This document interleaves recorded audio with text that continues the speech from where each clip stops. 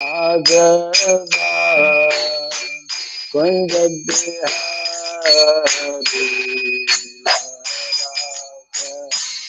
Madhava Kunja Jaya Radha Madhava Kunja Bihari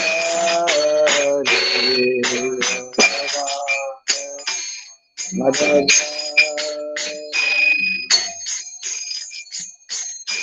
Jaya Gopi Jana Vallabha Girivara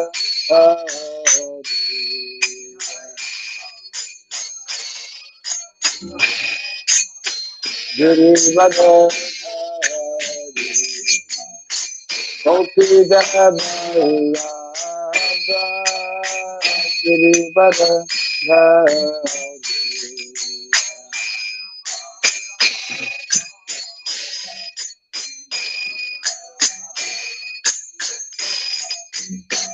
Yashodanandana Rajajanandana Yashodanandana Rajajanandana Yashodanandana Rajajanandana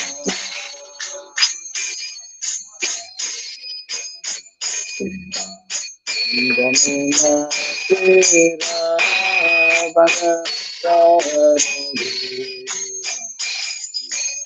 Bolo Yamuna Tera Bana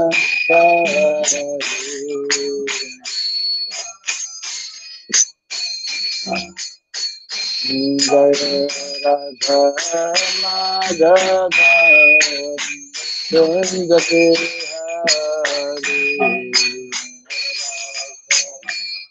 Madhava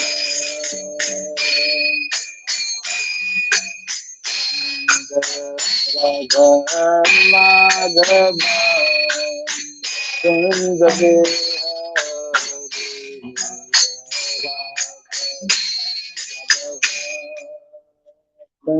Bihari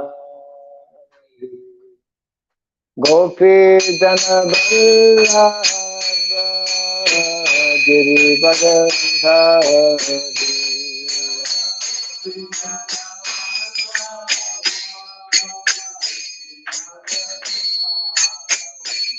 Jaya Gopi Jana Vallabha Girivara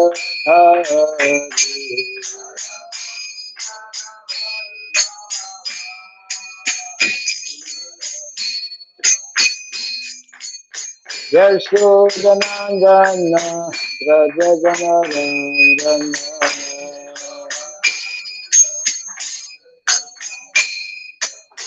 Yashodanandana Rajajanandana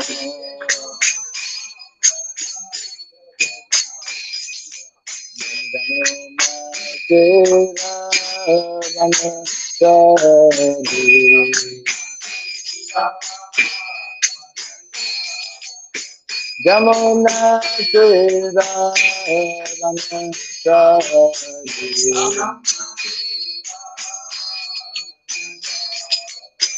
Jaya Madhava Kunja Bihari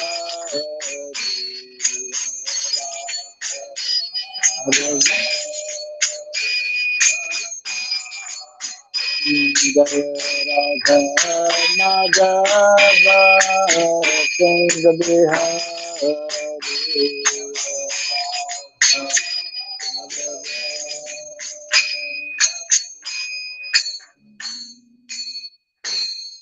You can play the Mridanga you were doing. Hare Krishna, Hare Krishna, Krishna Krishna, Hare Hare, Hare Rama, Hare Rama, Rama Rama, Hare Hare.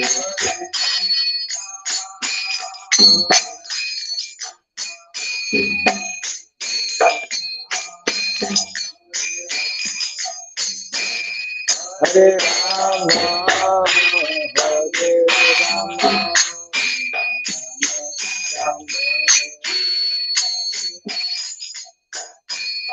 Hare Krishna, Hare Krishna, Krishna, Hare Hare, Hare Rama, Hare Rama, Rama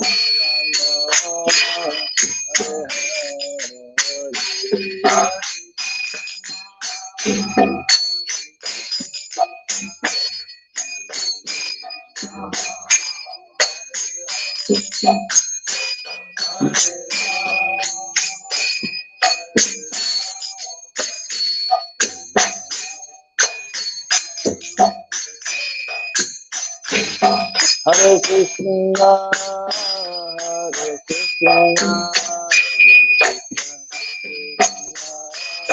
Hare Hare, Hare Rama, Hare Rama, Hare Hare.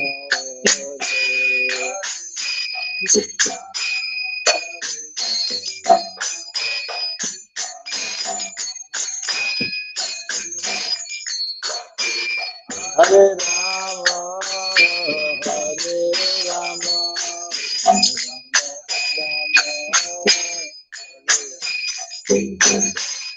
Hare Krishna, Hare Krishna, Krishna Krishna, Hare Hare, Hare Rama, Hare Rama, Rama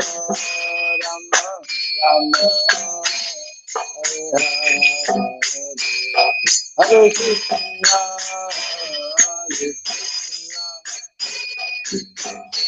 Hello. Hare Rama,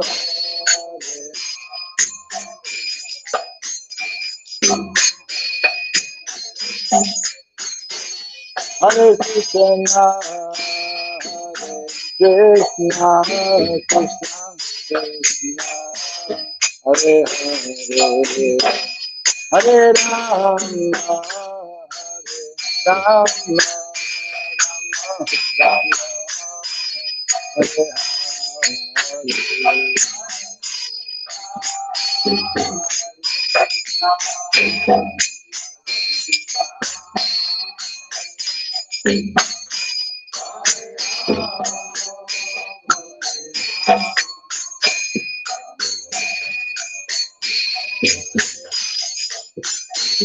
Hare Krishna, Hare Krishna, Krishna Krishna, Hare Hare, Hare Rama, Hare Rama, Rama Rama, Hare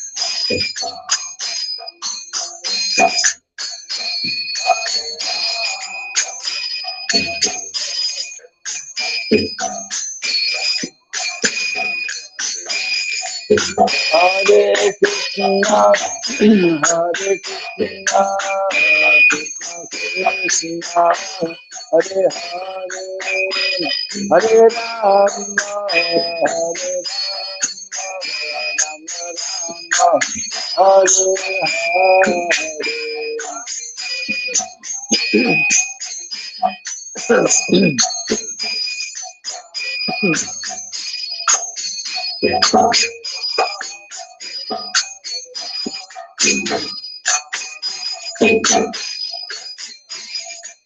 Rama Hare Krishna, Hare Krishna, Krishna Krishna, Hare Hare, Hare Rama, Hare Rama, Rama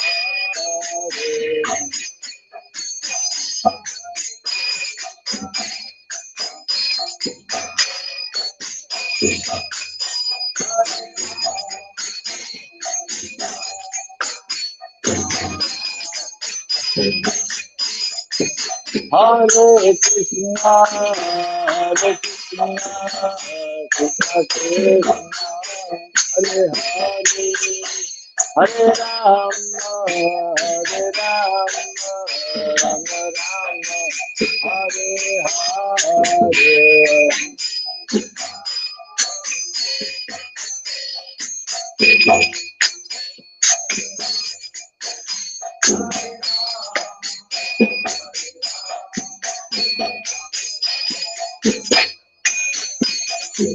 Jai Radha, Madhava Radha,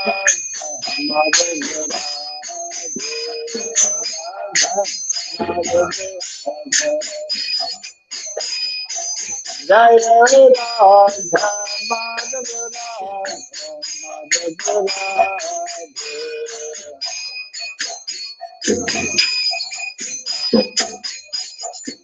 Jaya Prabhupada, Jaya Prabhupada, Prabhupada,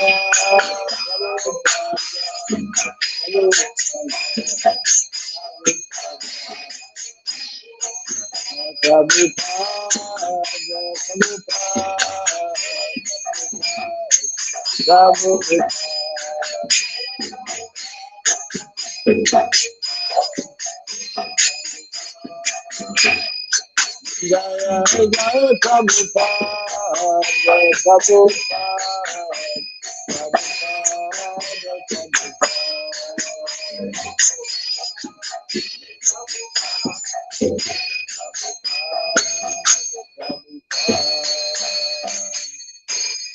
Gaura Primanande, Jaya Vishupad Paramahamsa, Sri Rajgashaja Stotra Satya Sri Srimad, His Divine Grace, Shilabhai Charan Narvind Bhakti Vedanta Swami Srila Prabhupada Ki, Ananta Koti Vaishnava Vrinda Ki, Skandi BT, Founder Charya's Divine Grace Srila Prabhupada Ki, Namacharya Srila Haridas Thakur Ki, Samavata Bhakti Vrinda Ki, Harinam Sankirtan Ki, Grantaraj Srimad Bhagavatam Ki, Dainitai Gaura Primanande. All glories to the assembled devotees, all glories to the assembled devotees, all glories to the assembled devotees, all glories to Sri Guru and to Sri Gauranga, all glories to Sri Prabhupada. Om Agyanatimirandasya Gyananjana Salakaya Chakshurunmilitam Jena Tasmai Sri Gurave Namaha Sri Chaitanya Manobhistam Stapitam Jena Bhutale Swayam Rupa Kadamahyam Dadati Swapadantikam Vandeham Sri Guru Sri Juta Padakamalam Sri Gurun Vaishnavam Sya Sri Rupam Sagrajatam Sahagana Ragunatam Vitam Tvam Sajivam Sadvaitam Sabhadutam Parijana Sahitam Krishna Chaitanya Devam Sri Radha Krishna Padam Sahagana Lalita Sri Vishakanditam Sha Hey Krishna Karuna Sindhu Dinabandhu Jagatpate Gopisha Gopika Kanta Radha Kanta Namostute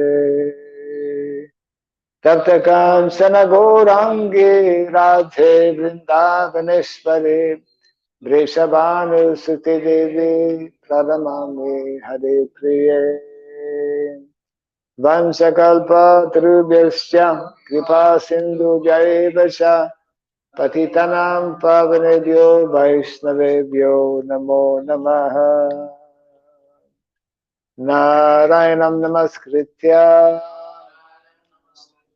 Naram Chaiva Narotamam Devim Sarasatim Vyasam Tato Jayamajiraya.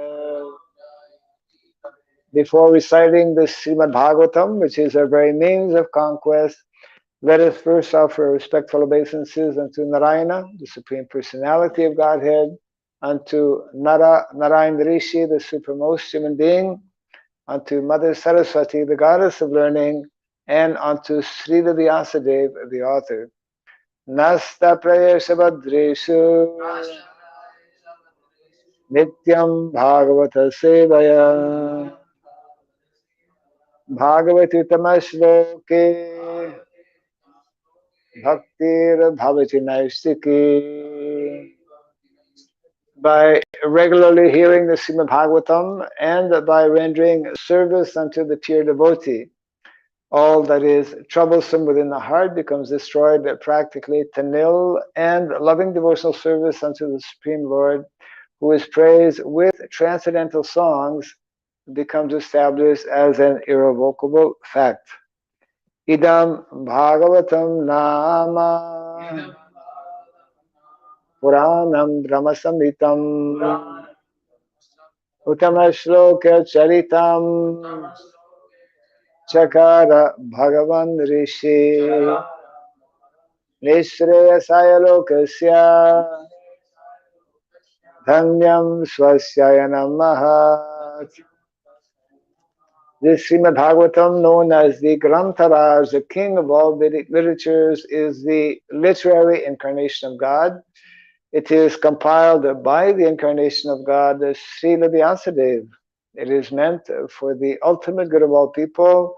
It is all successful, all blissful, and all perfect.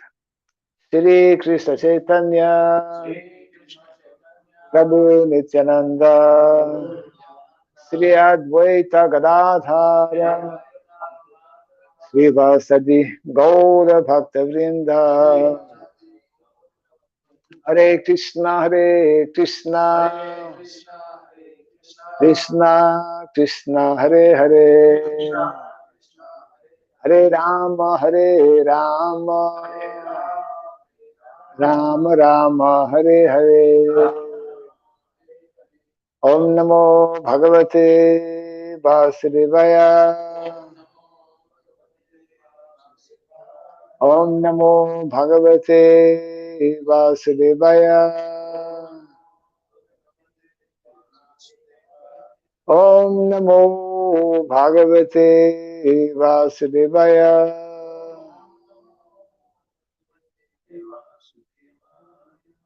Om Sarabhyaya Namaha. Om Sarabhyaya Namaha. Om Sarabhyaya Namaha. Mukam karoti vasalam pangom langayate girim yatkripa tamaham bhangve Sri Gurum Dinataranam yatkripa tamaham bhangve Sri Gurum Dinataranam. Hare Krishna. Welcome to our daily Bhagavatam class.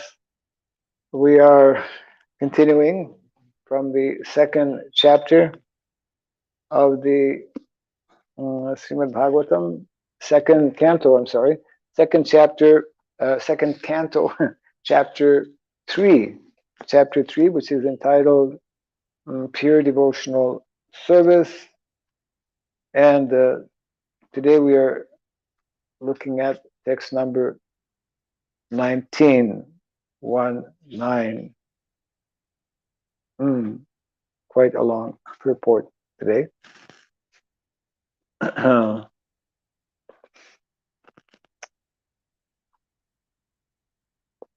Shva Vid Varaha Utsra Harai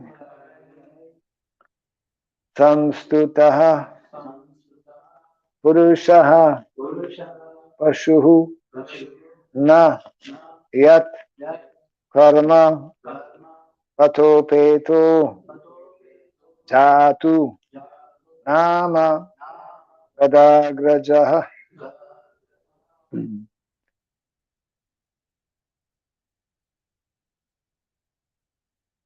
Svavedavara Hostra. Okay. Let's start this again. Swavid varahostra karai samsita purusha pashuhu nayat karma pato peto jatu nama gada grajaha swavid varahostra karai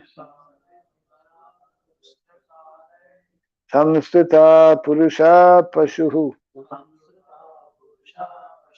nayat karma pato peto jatu nama gada grajaha swavid varahostra karai samstita purusha pashuhu nayat kar nayat karna patho peto jatu nama gadagrajaha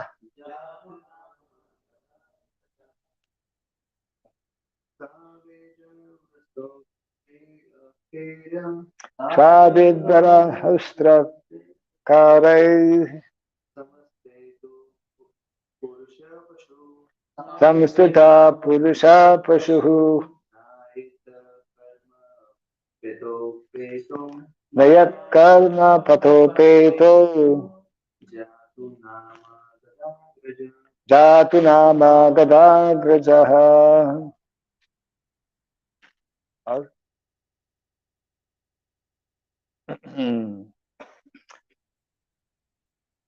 Swa, a dog.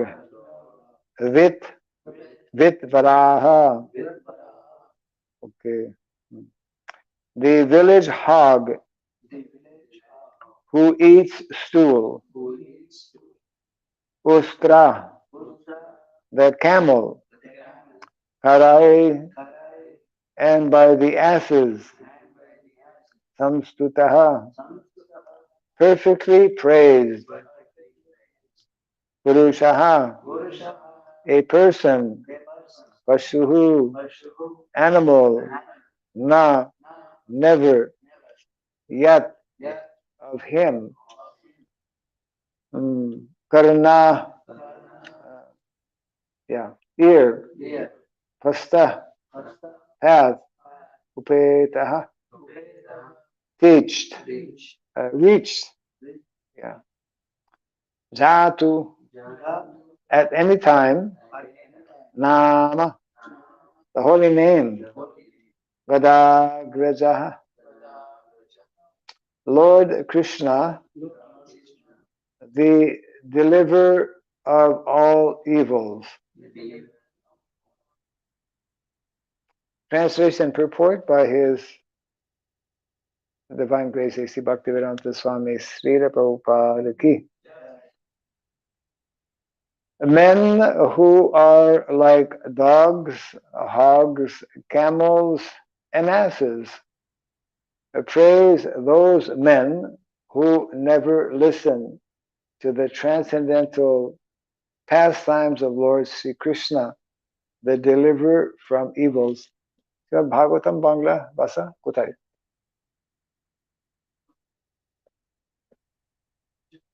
We had a book in Bengali. Gotokal Chilona? Huh? Anyways, you arranged from Prabhu Nityananda later.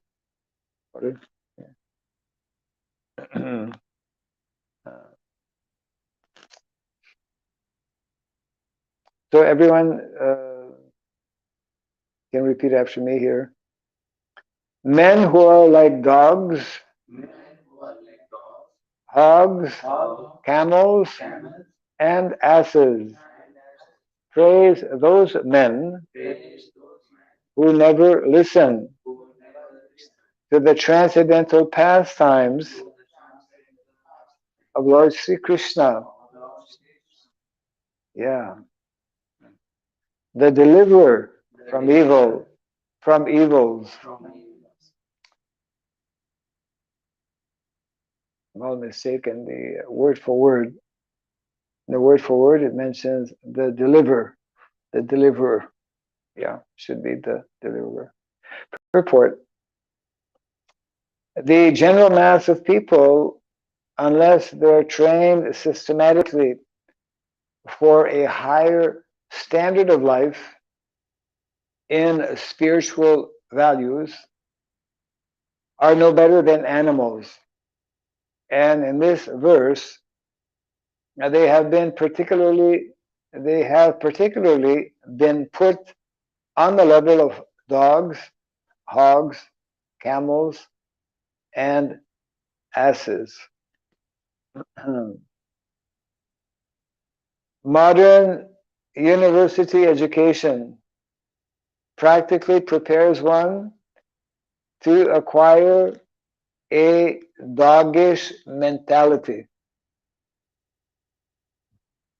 with which to accept the service of a great master. After finishing a so-called education, the so-called educated the so-called educated persons move like dogs from door to door with applications for some service. Sound familiar, Ishwara? And mostly they are driven away informed of, sorry, no vacancy. You can relate to that? As dogs are negligible animals, means they're easily neglected, and serve the master faithfully for bits of bread. A man serves the master faithfully without sufficient rewards. So, since it's a long purport, we'll comment as we go along here. In the beginning of this purport, Prabhupada is mentioning how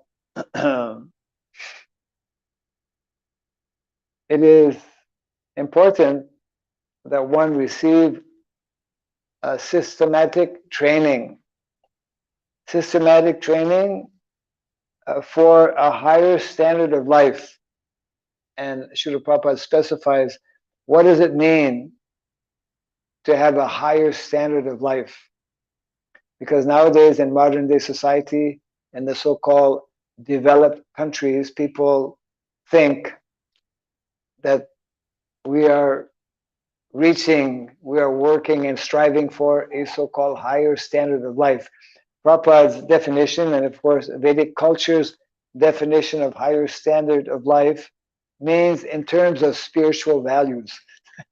That is higher standard of life, not high what is it? Skyscraper, yeah. High-rise apartments, and all kinds of modern facilities. That is not higher standard of life. So this is a very strong statement, of course. So in both the translation and the purport, so those who are not actually systematically striving for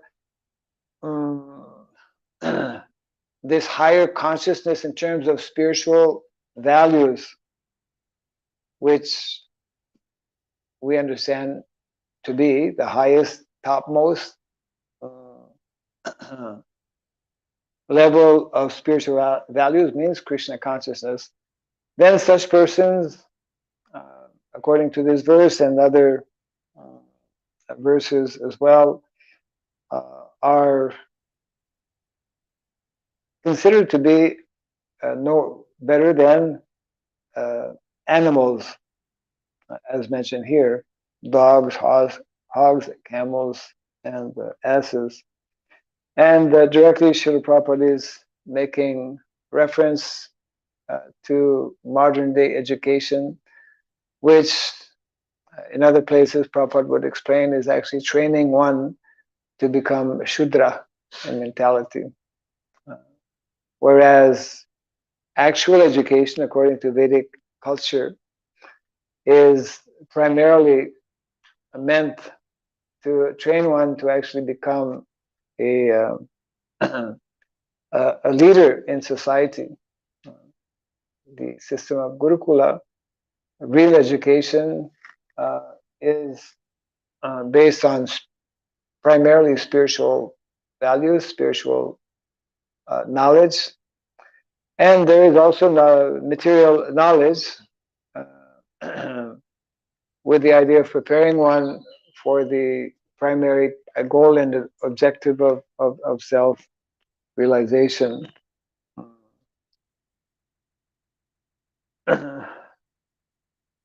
So, yes, even though one becomes qualified materially, so-called qualified materially in the modern system of education,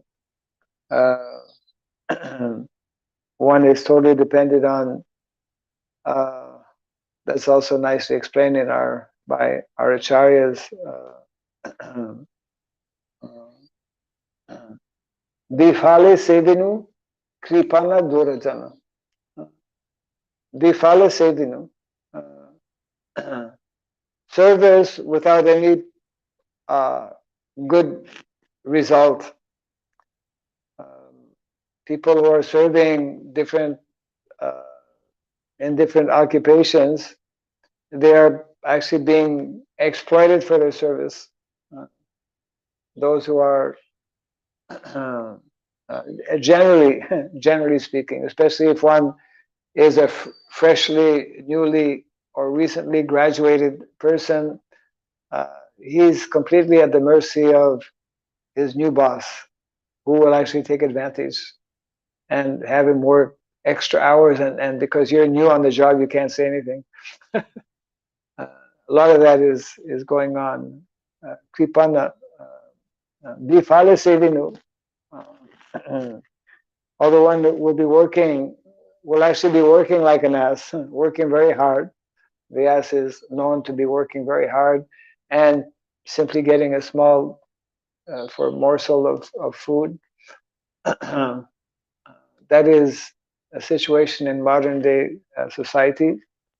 Difale Sevinu, without actual benefit, and Kripana Durajana.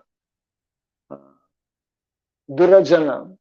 Durajana means people who are hard-hearted, who don't actually care. They don't care for you, and basically want to get out as much service from you as possible, and which means basically exploitation. So this is the general condition when there is absence of Krishna consciousness, when there is absence of proper training. So let's continue here the purport.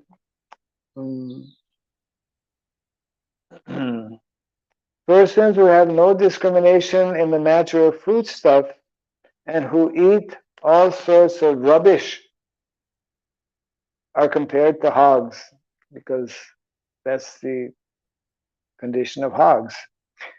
Hogs are very much attached to eating stools. So stool is a kind of foodstuff for a particular type of animal. And even stones are eatables for a particular type of animal or bird. But the human being is not meant for eating everything and anything. He is meant to eat grains, vegetables, fruits, milk, sugar, etc. Animal food is not meant for the human being. For chewing solid food, the human being has a particular type of teeth meant for cutting fruits and vegetables. The human being is endowed with two canine teeth as a concession for persons who will eat animal food at any cost. It is known to everyone that one man's food is another man's poison. Human beings are expected to accept the remnants of food offered to Lord Sri Krishna. And the Lord accepts foodstuff from the categories of leaves, flowers, fruits, etc., as referred to in the Bhagavad Gita, chapter 9, text 26, Patram Pushpam Phalam Toyam. As prescribed by Vedic scriptures, no animal food is offered to the Lord. Therefore, a human being is meant to eat a particular type of food. He should not imitate the animals to derive so-called vitamin values. Therefore, because that is when you list, when one looks at the list of foodstuff in terms of calories, in terms of value, many of the food that you'll find on the internet that is prescribed is falling into the category of animal food, isn't it? If you eat fish, you get certain benefit. If you eat different kinds of flesh of animals, it will get give you certain benefit. Actually, when Prabhupada relates that when he was a young child, he had become very ill, and the doctor had been called, and he recommended that actually the only way to save your son, he was telling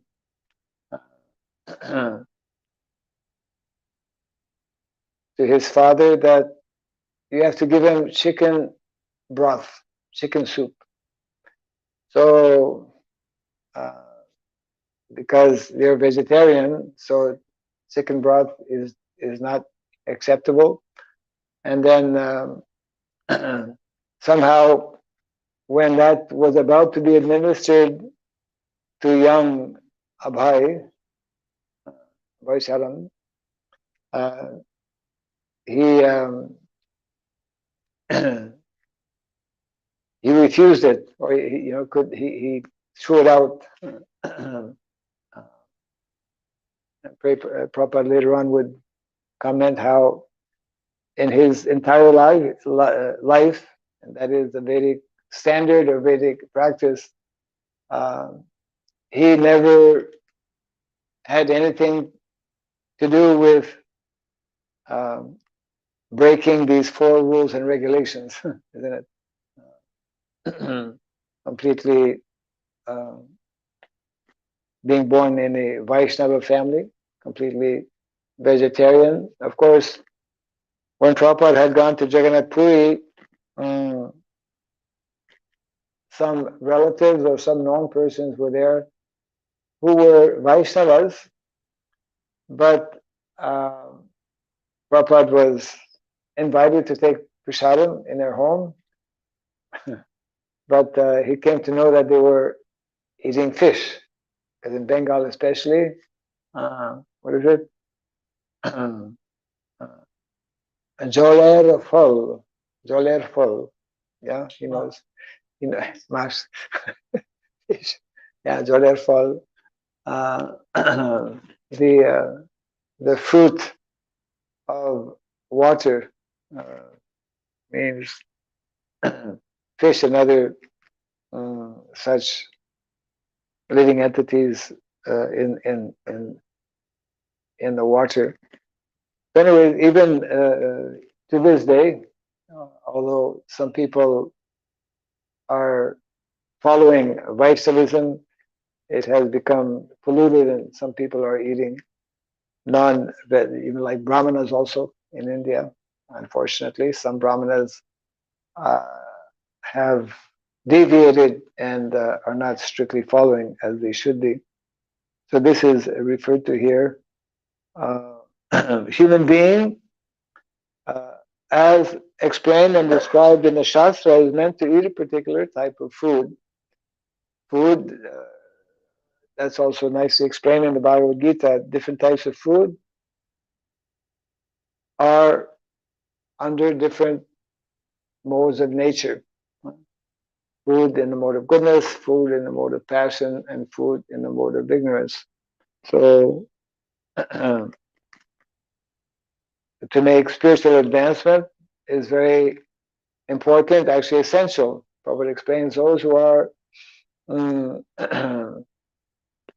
addicted and determined to continue eating animal food, they cannot understand the higher, more subtle aspects of spirituality. They cannot so easily make spiritual advancement.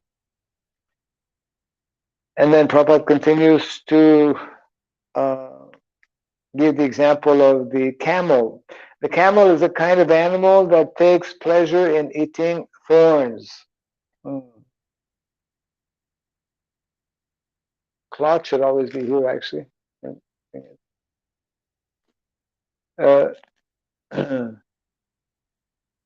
A person who wants to enjoy family life or the worldly life of so-called enjoyment is compared to the camel. Materialistic life is full of thorns, and so one should live only by the prescribed method of Vedic regulations, just to make the best use of a bad bargain. Yeah, this life is described, as Prabhupada is writing here, as a bad bargain. Means there are so many impediments and so many problems that are there. Life in the material world is maintained by sucking one's own blood. The central point of attraction for material enjoyment is sex life. To enjoy sex life is to suck one's own blood.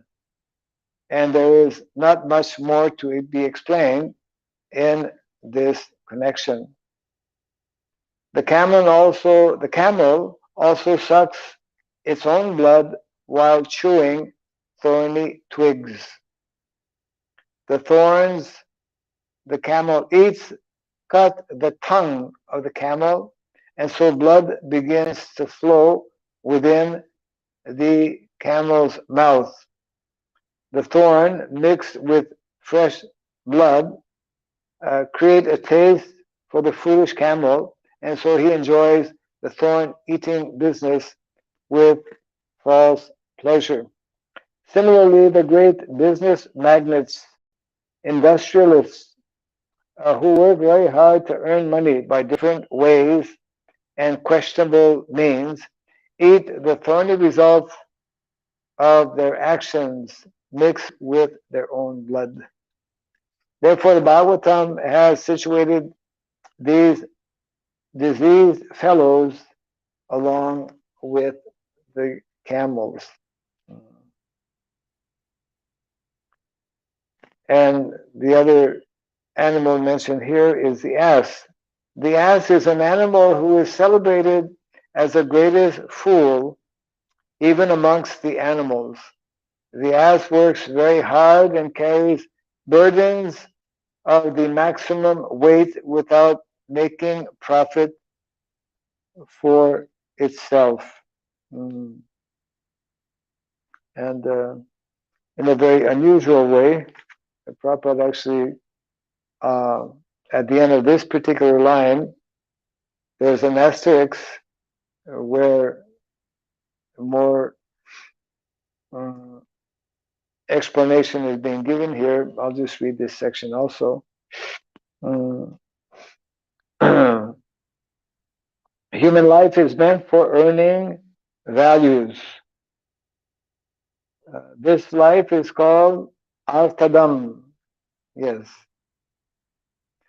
or that which can deliver values.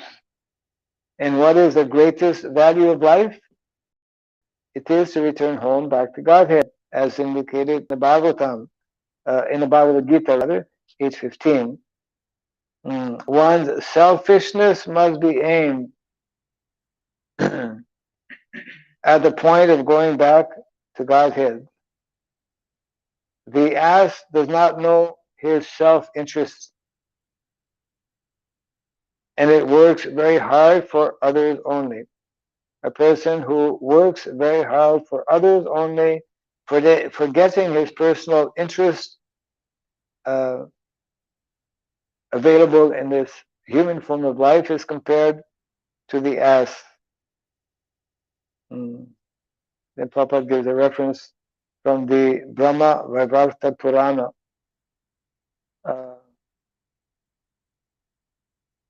Asitim chaturas shaiva laksham tan jiva jatishu pramadbhi purushai praptyam manusyam janma paryayat tadap tad apya balavatam jata tesham atma bimanimam varakanam anasritya govinda charana dvayam.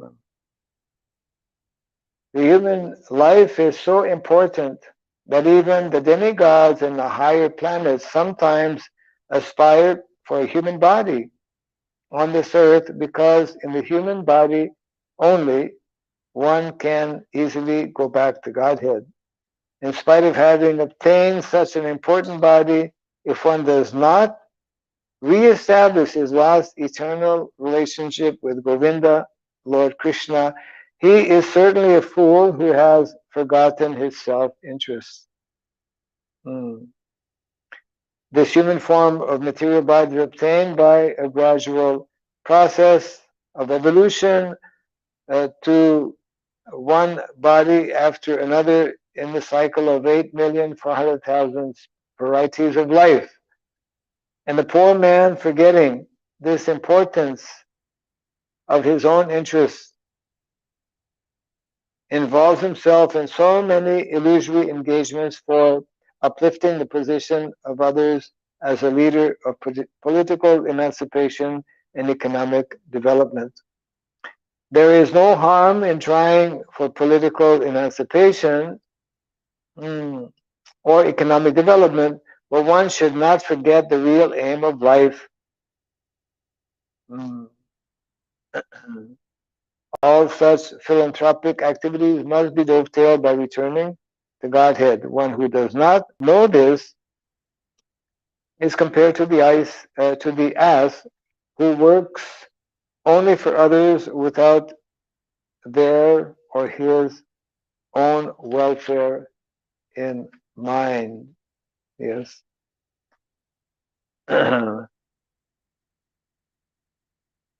So that is the situation for the vast majority of people who are devoid of this understanding. They're forced to work under very abominable conditions and forgetting what is their real interest of life. Bhagavatam also mentions, Nateridu swarthagatim hi vishnum. The vast majority of people are unaware what is their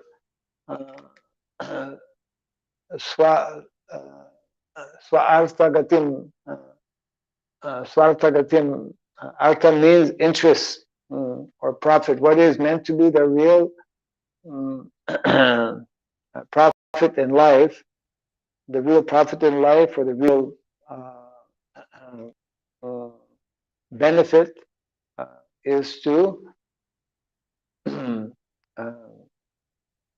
develop that higher consciousness, to develop ultimately Krishna consciousness. So this one last section here, the purport. The Prabhupada continues here And the special qualification of the ass is that it is very much accustomed to being kicked by the opposite sex.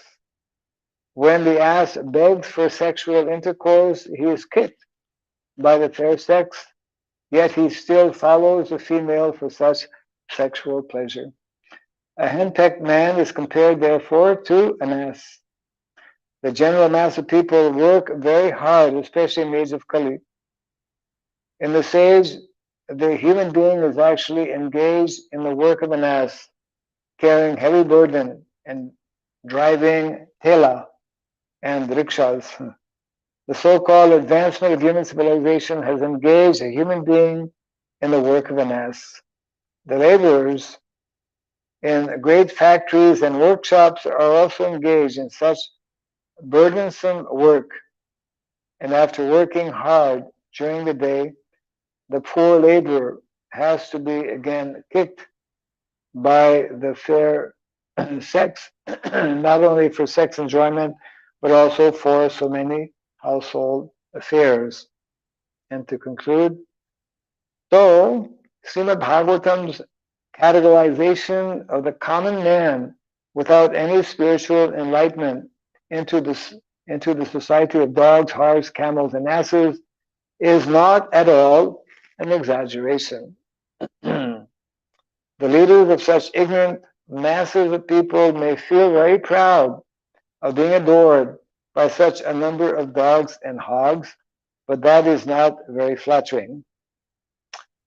The Bhagavatam openly declares that although a person may be a great leader of such dogs and hogs disguised as men, if he has no taste for being enlightened in the science of Krishna, such a leader is also an animal and nothing more.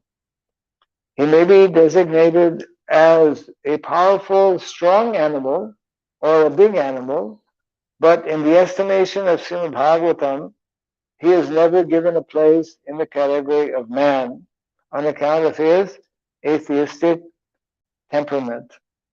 Or in other words, such godless leaders of dogs and hog-like men are bigger animals with the qualities of animals in greater proportion. So I'm sure many people probably might find it difficult to hearing the explanation being given here. We were mentioning how Bhagavatam speaks of Dvipada Pashu. Dvipada Pashu is very clearly making this same point that in modern day society especially, Bhagavatam describes such persons who are devoid of cultivation of this knowledge as two-legged animals. So everything is in relation to one's consciousness.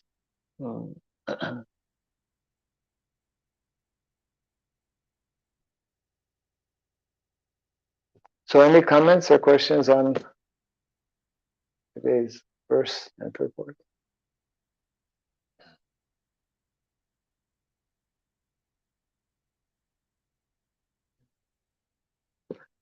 Anyone?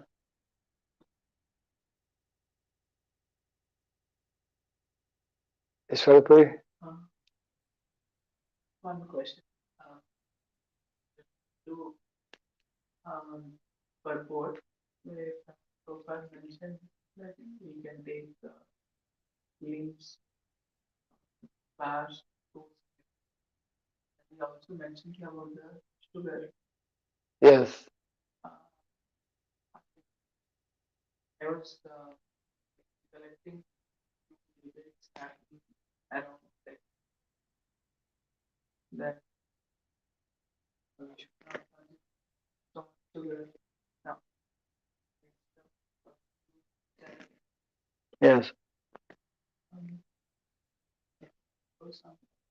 Yes. So the question is in reference to a statement in the purport made by Srila Prabhupada, whereby in human society, civilized human society, one should, according to Shastra, be taking only certain kinds of food like fruit and milk and vegetables, and Prabhupada mentions sugar. So um, we we should understand that there, of course, different types of sugar. The whenever we read like this, we should know, of course, that Bhagavatam and whole Vedic culture is um, promoting and emphasizing and specifically directing us to be uh, using what is most natural.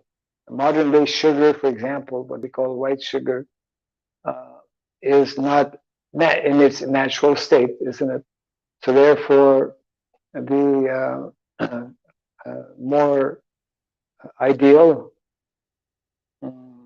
preferred use of sugar should be in terms of either what is called in India as jaggery,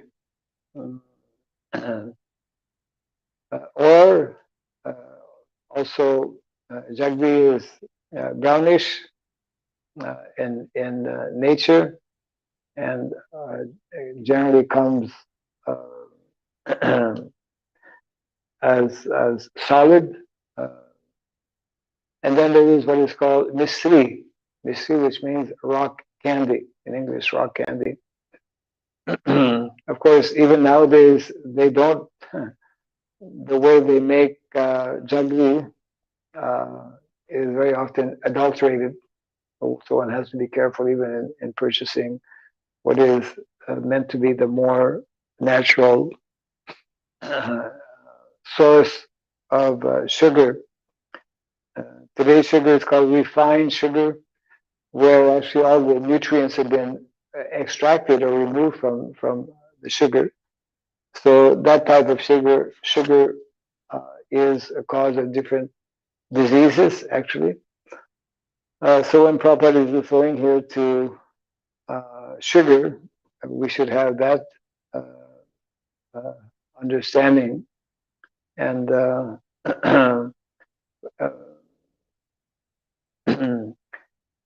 that has become um, food in general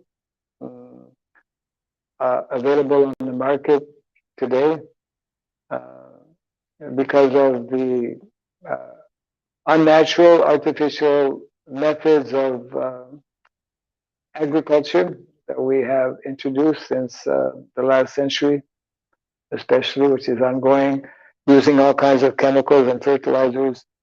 So most of the food uh, available on the market is also contaminated, and that is why Bhagavatam and Vedic culture in general recommends that we grow our own food. That is the actual standard. And that is why Srila Prabhupada wanted that all of our centers have communities within a 50-kilometer radius of a city temple where we grow natural, wholesome, organic food that is uh, that can be offered to the Lord.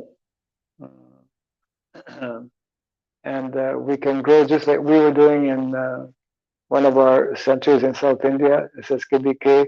We were growing our own sugar cane, and it's from the sugar cane we were making our own jaggery, isn't it?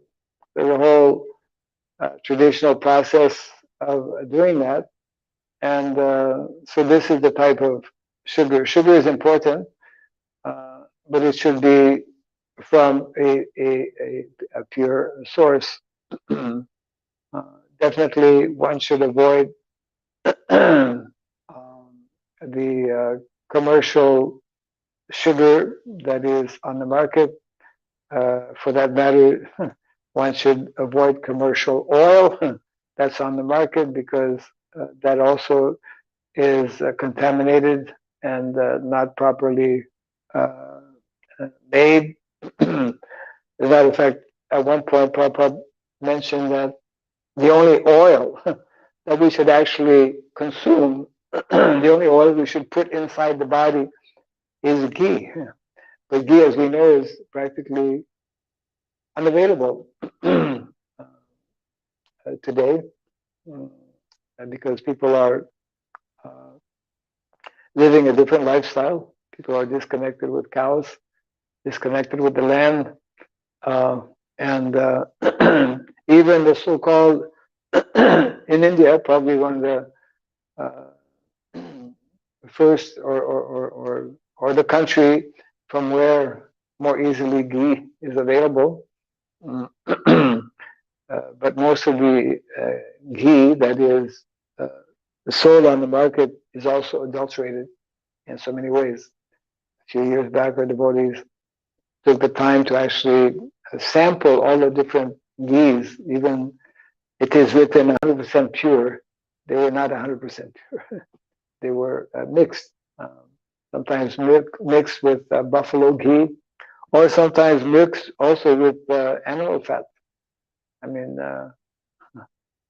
so the only way that one is assured of getting a pure ghee or pure milk or pure sugar is that one is producing that himself, or one knows who is producing, or we know the source of where our food stuff is coming from.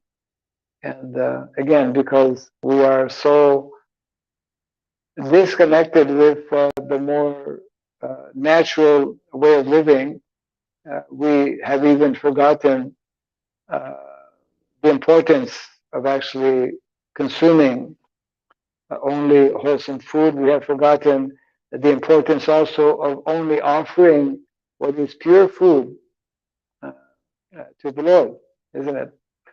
So most of our devotees in the cities, especially, are not having access to pure food, not having access to wholesome milk, natural milk, uh, what we call ahimsa milk. Ahimsa milk. There is ahimsa milk. There is ahimsa um, food also. Most of the food today is not ahimsa. It means the Mother Earth has been plundered and has been exploited in so many ways and contaminated by all of these chemical fertilizers, etc. So, therefore, people, naturally, this is having a direct effect on the health, both physical health as well as mental health of people in general.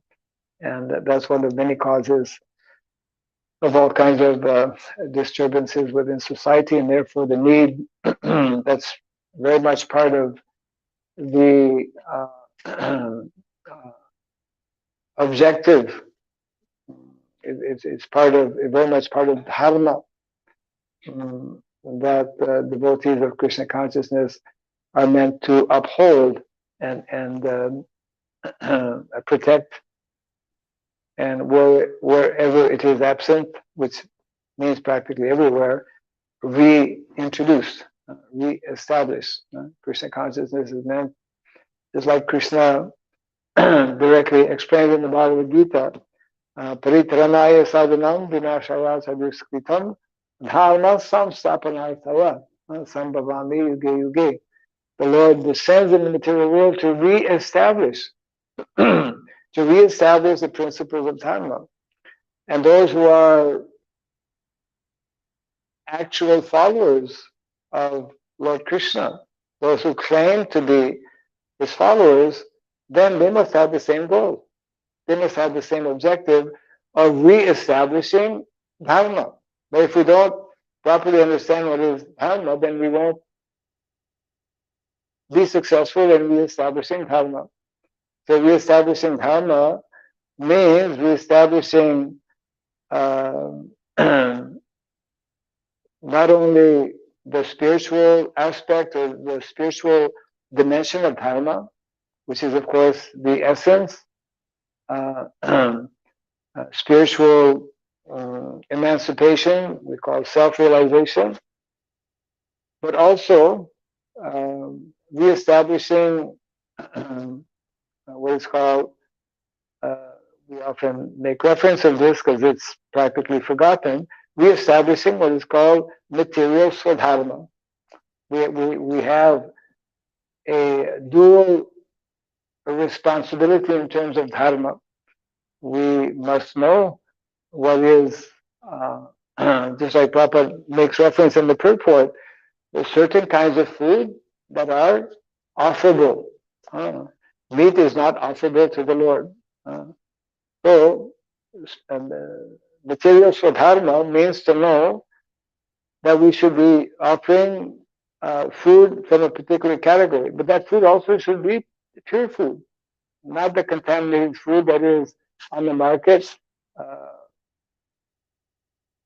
Practically all the vegetables, all the fruits. We know how they spray fruits in so many ways to make them look very attractive.